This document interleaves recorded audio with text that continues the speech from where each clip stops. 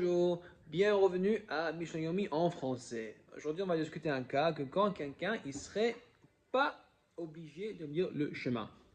On a un cas.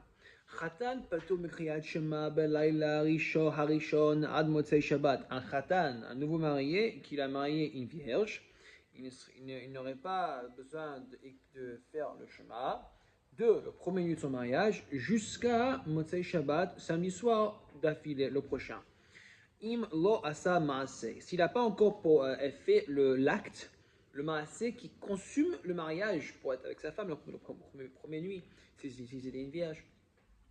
La Torah l'exemple ici la Torah est l'exemple ici ce khatan de dire le chemin parce qu'il aurait une anxiété sur cette mitzvah d'être avec la vierge et faire l'acte qui va le proventer d'avoir une concentration assez proprement dit pour être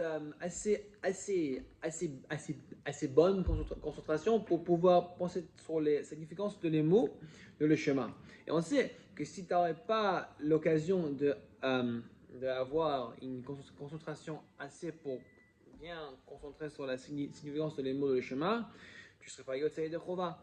Dans ce cas-là, quand lui, il a une anxiété parce qu'il pense tellement sur la mitzvah qu'il va faire avec sa femme, la Torah nous donne une exemption complètement de faire le chemin.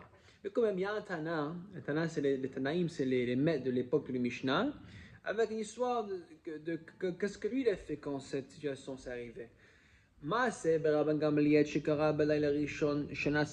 C'était arrivé que Rabban Gamliel, il a lu le chemin la première nuit de son mariage, le premier nuit de son mariage.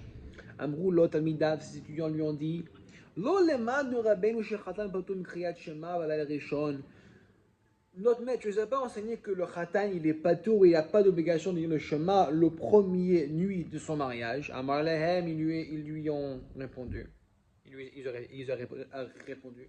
Eini shomei alechem levatel mimeni malchut shemaim afilu sha'achat.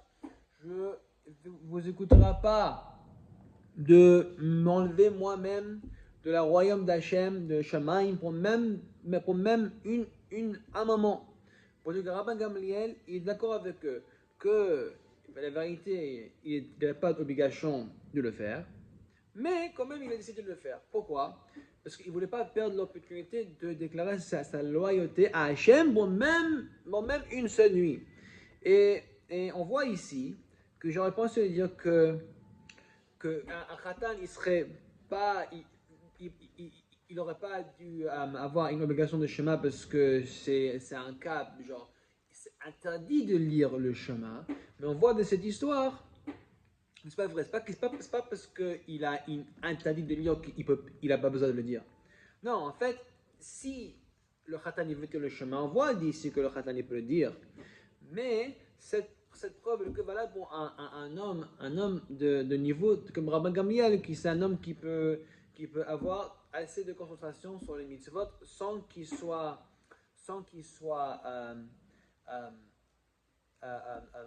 bogged down, sans qu'il ait une anxiété de la mitzvah, et qu'on sait qu'il ne ferait pas ça pour frimer, genre pour dire que je fais ça pour montrer comme si je suis un grand rave.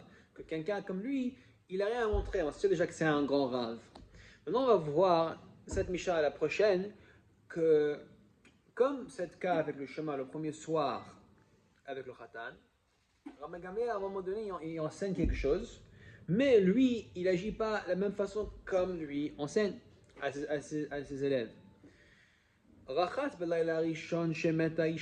Gamliel il s'est lavé tout son corps dans l'eau chaude la première nuit après que sa femme elle est décédée.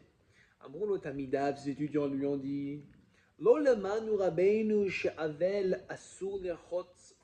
ne nous a pas appris que quelqu'un en deuil, il est interdit de se laver tout le corps à l'eau chaude. On sait que quelqu'un en Shiva, en deuil, il n'a que le droit de se laver les pieds, ses mains et sa figure avec l'eau froide, mais il n'a pas le droit, pour sûr, de se laver tout son corps à l'eau chaude. Alors pourquoi lui, il enseigne à ses élèves que tu n'as pas le droit de le faire, mais lui il le fait quand même. Amalem, il lui a répondu à ses élèves, Eini kashar koladam istalis ani. Moi, je ne suis pas comme les autres gens, parce que moi, tout le temps, j'ai froid. Moi, je suis faible. Rabbi Gabriel, il se sentit inconfortable et froid, il se sentirait mieux seulement s'il prend une douche bien chaude. C'est pour ça qu'il n'était pas sujet à la prohibition pour quelqu'un en deuil pour ne prendre une douche. Parce que toute la source pour quelqu'un en deuil de ne pas prendre une douche, à la base, c'est pourquoi? C'est parce que quand quelqu'un prend une douche, normalement, c'est pour le plaisir qu'il te ramène. Mais dans le cas de Rabbi Gamliel, il ne fait pas le bain chaud, la douche chaude pour le plaisir. Il fait pour enlever un disconfort, un confort, excuse-moi, un confort. Alors, quand c'est toute l'intention à la Kabbalah, c'est juste pour enlever un confort et pas pour le plaisir, en ce cas-là, il ne serait pas sujet aux prohibitions de quelqu'un en deuil. Passez une bonne journée à tout le monde.